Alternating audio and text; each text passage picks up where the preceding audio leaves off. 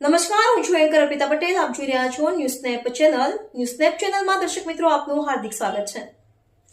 દરરોજ નવીન સમાચાર જોવા માટે સતત અમારી સાથે જોડાયેલા રહો. સુરત શહેર હલાઈ મેમણ જમાત દ્વારા 2026 પ્રાઇઝ ડિસ્ટ્રીબ્યુશન અને એન્કરેજમેન્ટ કાર્યક્રમનું ચોક બજાર સ્થિત મહેમાન હોલમાં ભવ્ય આયોજન કરવામાં આવ્યું હતું અને હાજર મહેમાનોના હસ્તે ઇનામ વિતરણ કરાયું હતું.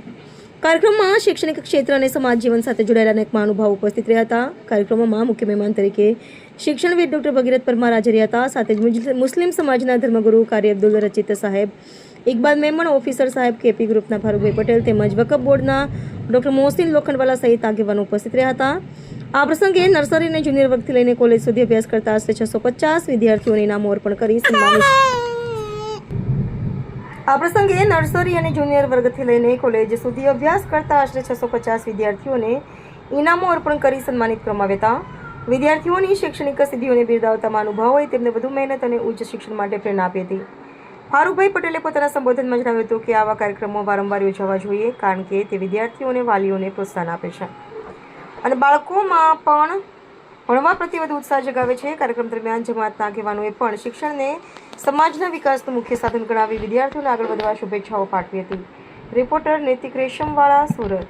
सिर्फ सभी भाई बिस्मिल्लाह, प्रेसिडेंट सूरत हलाई मेमन जमात. आज हमारा सूरत हलाई मेमन जमात नो 2026 प्राइस डिस्ट्रीब्यूशन અને એન્કરેજમેન્ટનો પ્રોગ્રામ છે, જેમાં નર્સરીથી લઈને કે 12મી સુધી અને એના પછી કોલેજના બાળકો છે અને અમારા દીની જેમણે શિક્ષા હાસિલ કરી છે એ બધા બાળકો બી છે. આજે લગભગ અહીંયા 650થી વધુ બાળકોને ઇનામ વિતરણ કરવામાં આવ્યું છે.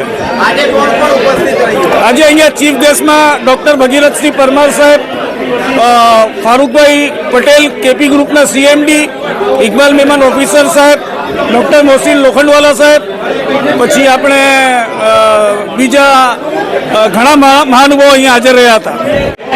આજે સુરત હલાઈ મેમણ દ્વારા બાળકોને એજ્યુકેશન માટે ડિસ્ટ્રીબ્યુશન એક કરવામાં આવી રહ્યું છે. એજ્યુકેશનને વધારવા માટે પ્રાઇઝ ડિસ્ટ્રીબ્યુશન થઈ રહ્યું છે.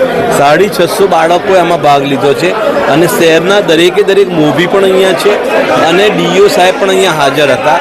આનાથી એક સમાજમાં સારી પ્રથાનું ઉત્થાન થઈ રહ્યું છે, જેને કારણે આવતીકાલે બાળકો વધારે પ્રોત્સાહિત થઈને વધારે એજ્યુકેશન લેવાની કોશિશ કરે અને વાલીઓમાં પણ એક ઉત્સાહ જાગે કે આપણે વધારે એજ્યુકેશન લેવું જોઈએ, જેના કારણે આ રીતના અને આવા પ્રોગ્રામો થવા જ જોઈએ એવી મારી તો પોતાની એઝ અ ફારૂક પટેલ હું કાયમ જ કહું છું કે આ સમાજના માટે આ બહુ જ જરૂરી છે અને થવું જોઈએ.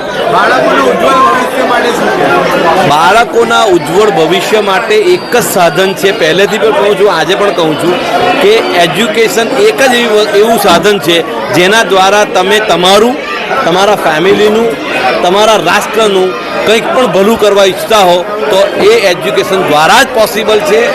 એજ્યુકેશન લેવું કમ્પલ્સન છે.